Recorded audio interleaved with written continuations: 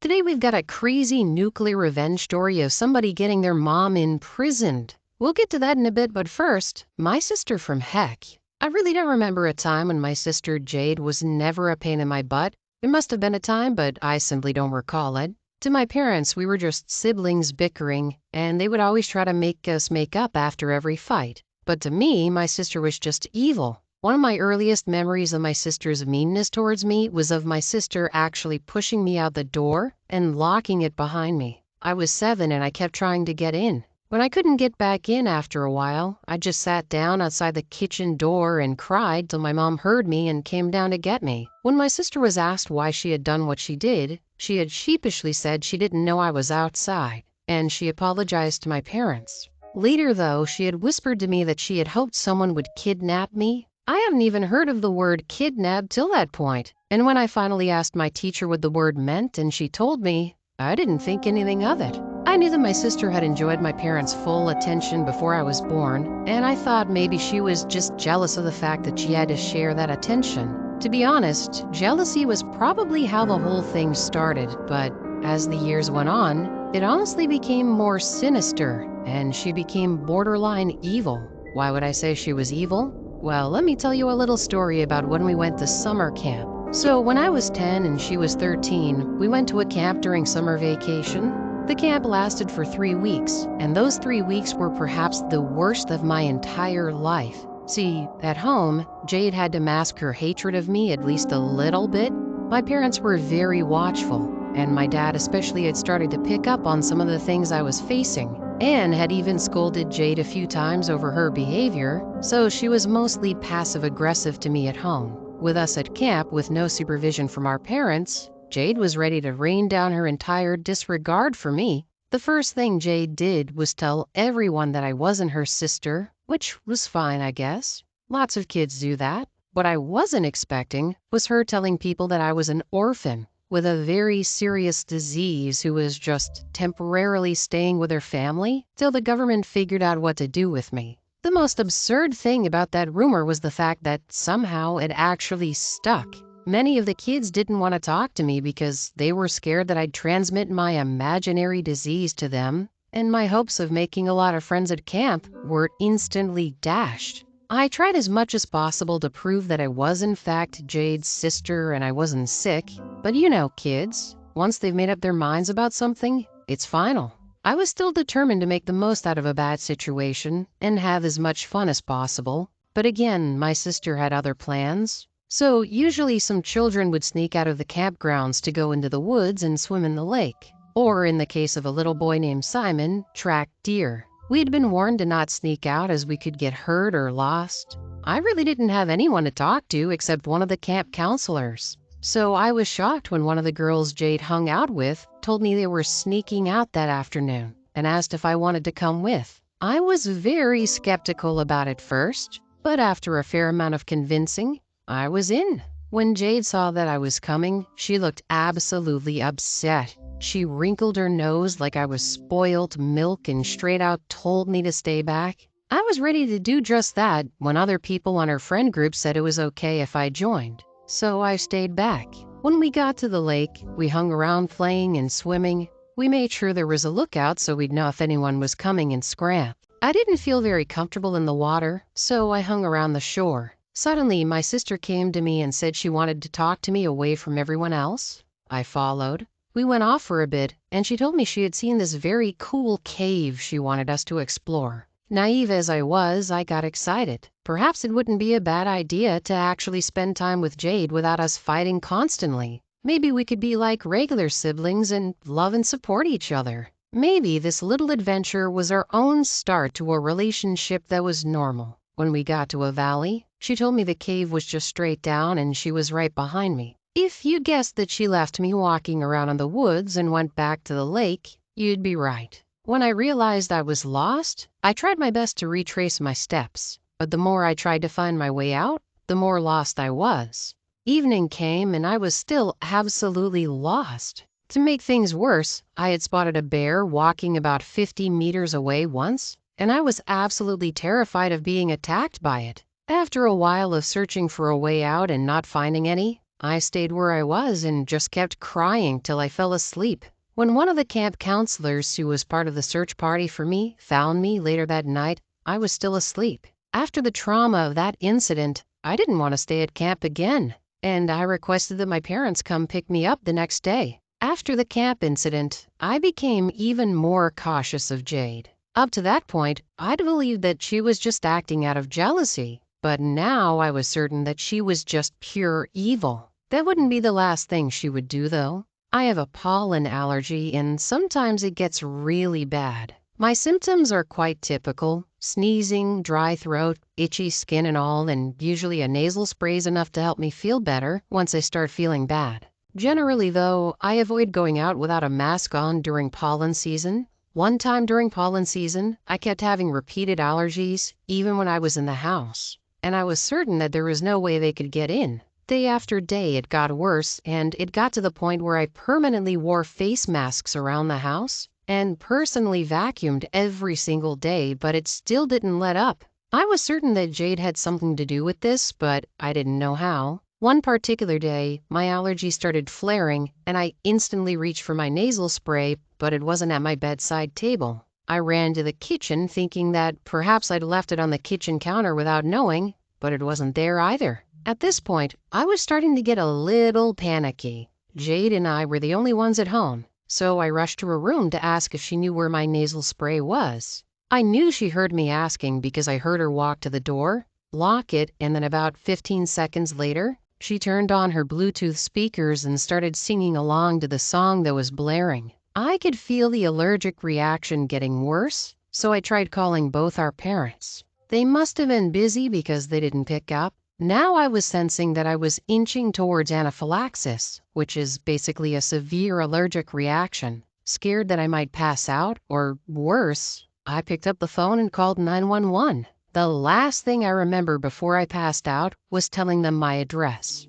When I woke up at the hospital, my dad was there with a very somber-looking Jade. She had, through tears, told me she was sorry she hadn't paid attention to me. She said she thought I was faking. However, I knew every word out of her mouth was a lie. She knew what she was doing, and she was only sorry that she couldn't come up with a good excuse. Plus, I suspected that she was responsible for my nasal sprays suddenly going missing. So, while I smiled, I knew what she was really up about.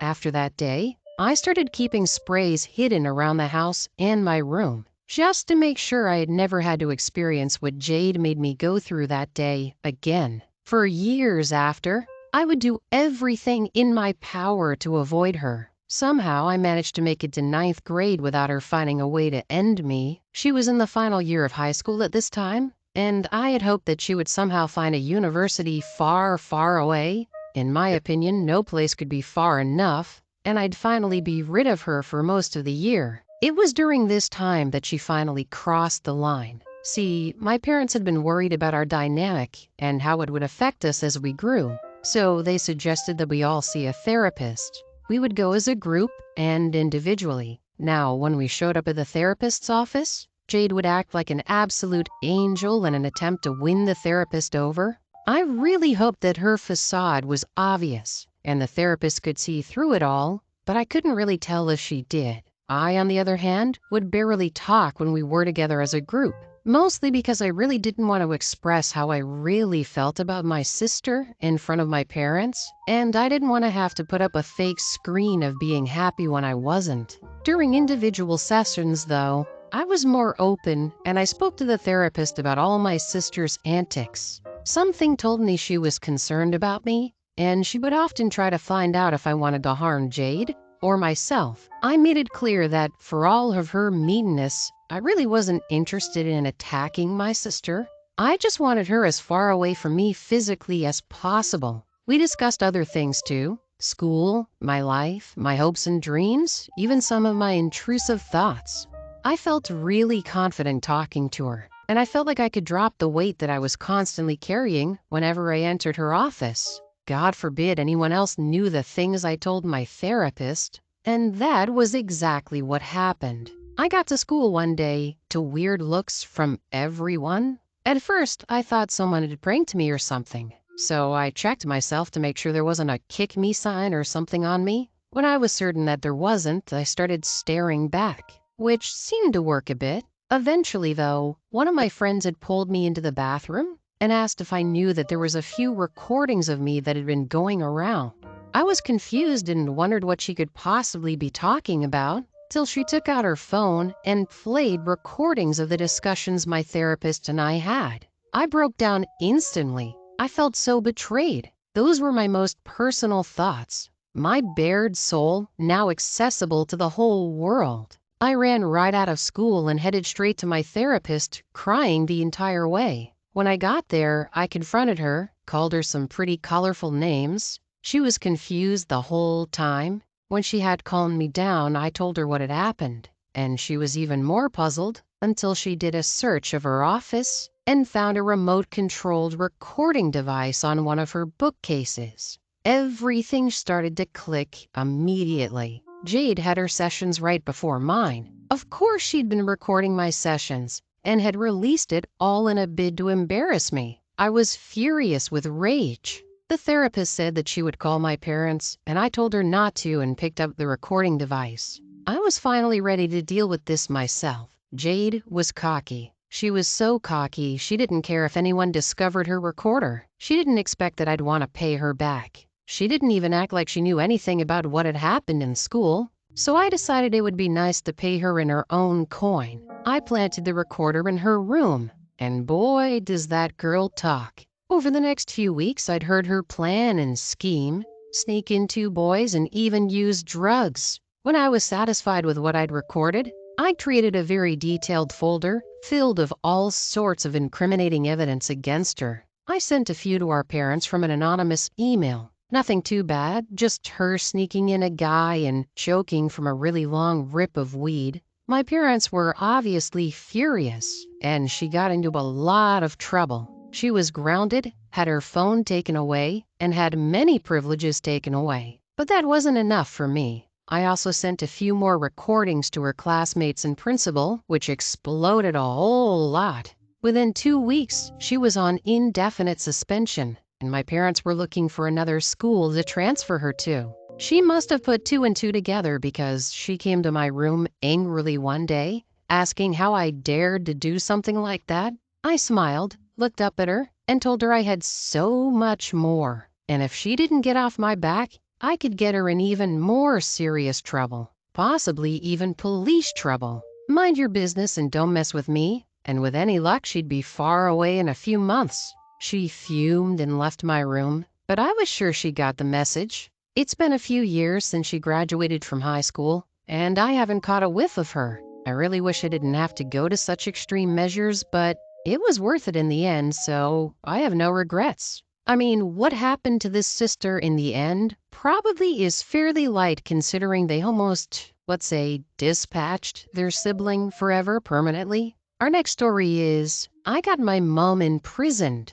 Growing up, I loved my mother, like really, really loved her. My earliest memories of my mom were absolute bliss. From going to the park twice a week, to family dinners at local restaurants with my dad, and a lot of playing at home, I was quite happy. I always saw my parents as my heroes. They were funny, kind, and always listened to everything I had to say. Their marriage also seemed quite perfect, even from the inside. They had this look of not just love, but understanding they often gave each other. It was like they had a single mind. They worked together as a team, and I always felt safe with them. For some reason, though, we weren't enough for my mom. I would learn at the age of 10 just how much of my mom's seeming love for my father and I was a facade, and my life would change forever. One day after school, I went straight home as I always do. Usually I pick the spare key we keep in the fake rock and go in. The next few hours is typically spent doing homework,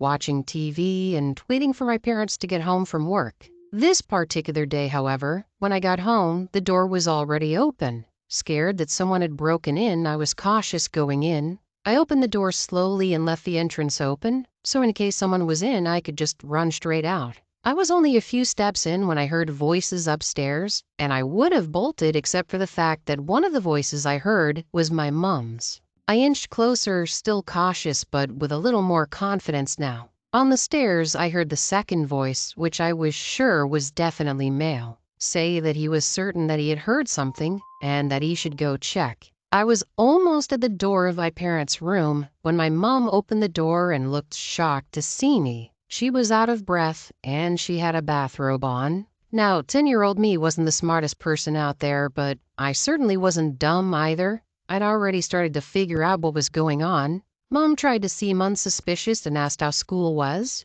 I ignored her question and instead asked why she was home this early and who I'd heard talking. I saw her panic a bit and then she tried to cover it all up, saying she was alone and maybe I was hearing things. She then said that if I'd like to get some ice cream, I should wait downstairs while she got ready. Not knowing what else to do, I went downstairs. I heard panicked whispers and then the sound of someone landing in the bushes. I immediately rushed to the window to see one of our neighbors from down the street running away from the house while simultaneously trying to wear his shirt. On the ride to the store, my mom repeatedly asked if I was okay. I said yes. For a week, I kept my mom's secret. It killed me inside to know that I was sitting on information like that, but I was aware that so much would happen if I told my dad. I'd seen a couple of my classmates' parents go through divorces, and I knew that they were messy and affected everyone negatively. However, the longer I held on to the secret, the heavier the weight of guilt was on me. One day, when my dad and I were watching TV together, I felt so overwhelmed I started crying right there. My dad was concerned and asked me what was going on, so I just spilled it all right there, sobbing through half of the story. When I was done telling him what I saw, he asked if I was sure of what I saw, and I said yes. That evening, he confronted my mom, and after a long fight, he left the house, and I didn't see him till the next evening. When he came back, he picked a few of his things up and told me he'll need a little time away from Mom, and that he was trying to see if he could sort things out. He apologized for everything and assured me that the rift between him and my mom was not my fault, and that I'd made the right decision by telling him what I saw. On the other hand, I saw a side of my mom I'd never seen before. She was very angry at me, to the point of even physically hitting me, and she would scream that I was a destructive child who was intent on ruining her marriage. She started drinking quite heavily, and I was scared for my safety. I was so traumatized during this time that my grades started to drop. I didn't tell my dad all the mean things my mom said, but I did tell him about the alcohol use, and he promised that he'd try his best to protect me, no matter what. My parents' divorce was extremely horrible. There was no sign of the love that they were usually so expressive with. That had changed to extreme hurt and anger, and they just could not settle out of court. Eventually, the court dissolved my parents' marriage, and in an unusual move, gave custody of me to my dad instead of my mom. Apparently, her abuse of alcohol was a big determining factor in that. My mom got the house, though, so I had to move out. I was actually quite glad to leave the house because things between my mom and I had gotten really bad, and she was always cold towards me. She would refuse to take me to school, would sometimes forget to make meals for me, and she would scold and ground me for absolutely no reason at all. When I moved in with my dad, things were much better. My dad was the same man I always knew, and he continued to treat me like his little angel. He was always present for every PTA meeting, every play, everything my mom was now suddenly unavailable for. He became my confidant, and we were basically best friends. My mom, on the other hand, was supposed to have me over once in a while, but she never came to pick me up, or once when she saw me on the street, she didn't even say hello. Eventually, I accepted the fact that my mom was now a completely different person than I'd known my whole life till that point. Over the next few years, my dad and I got even closer. Since he decided not to date again, I didn't ever have to bother about whether or not I'd have a stepmom, and I was completely fine with that. We spent a lot of time together, especially during the holidays and during summer vacation. We would hike and run together, and when I started playing chess, he was my first tutor till I got a lot stronger and needed a better tutor. One day, though, my dad came home looking sad. When I asked what was wrong,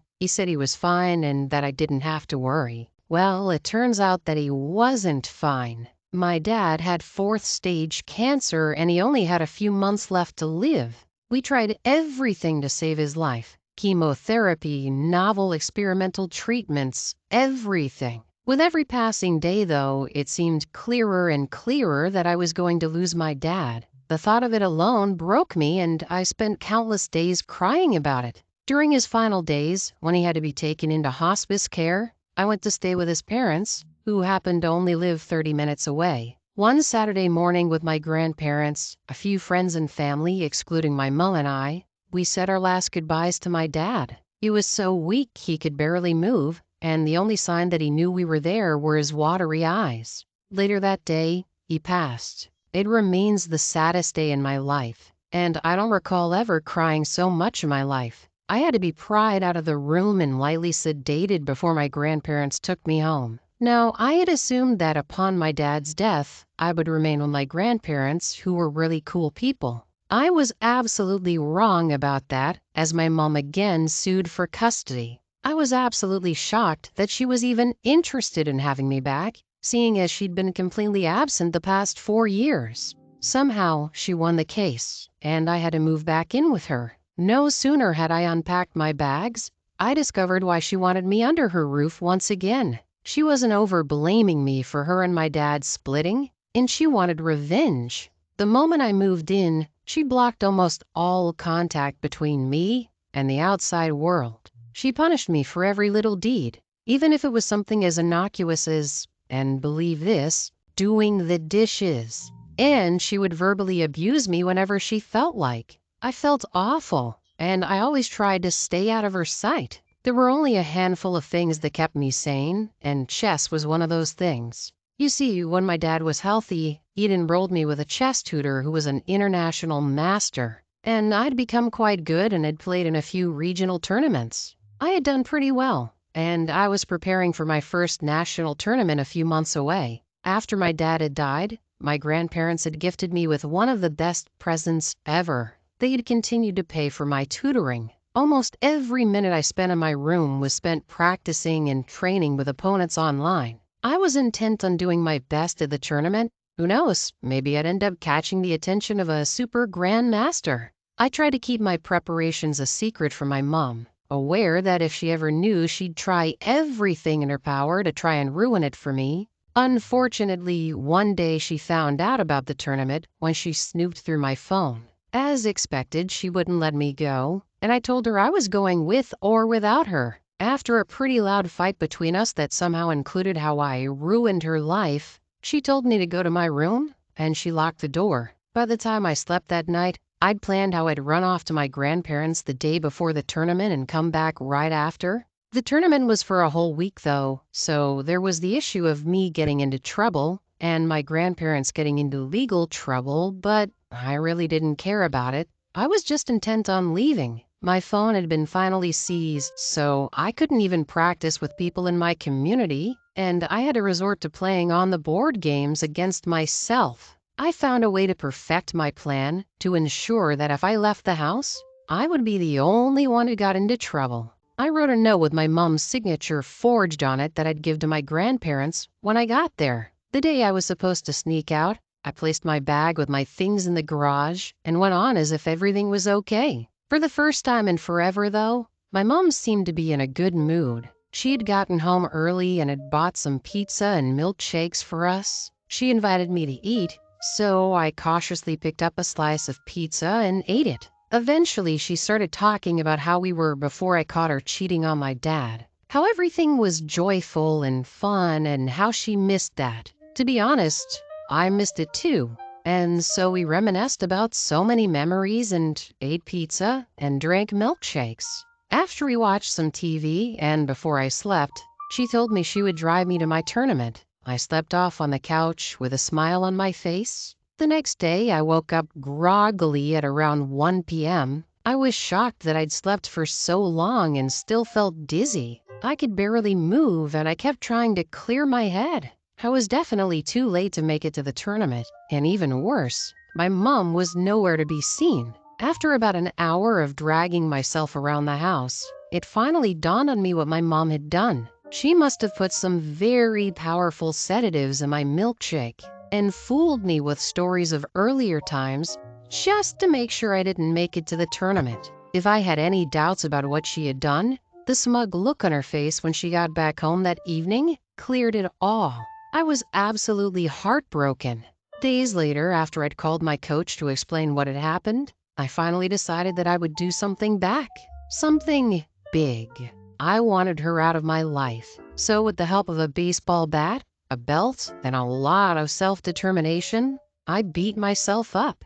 I'm talking swollen eyes, cuts and bruises so huge you could spot them from a mile away. When I was satisfied with what I'd done, I hid the bat under a floorboard in the basement and called Child Protective Services, crying and saying I'd been serially abused by my mother. With the injuries, testimonies of our numerous fights from the neighbors, and a decent bit of acting from me, I was taken out of the custody of my mom and moved back in with my grandparents. My mom was charged for assault of a minor, and her defense wasn't strong. The prosecution brought up issues for my parents' divorce, including her drinking, and since the state couldn't mandate me to take a lie detector test, it was basically an open and shut case. My mom was sentenced to 5 years in prison. It's been 4 years since I saw my mom last, and honestly, I don't regret what I did at all. I mean, sure, it was a little over the top, but at that point in time, it was me or her, and I chose me. I mean, I think what OP did was definitely a lot, but when you're dealing with somebody that not only is mistreating you and abusing you, but is trying to deny you from doing anything you want to achieve in life, do you really blame them? But with that being said, that's all the time we have for today. Now, if you want to hear another absolutely crazy revenge story, check out that video on the left. Or if you missed my latest video, check out that video on the right. That said, I'll see you all next time with some more stories.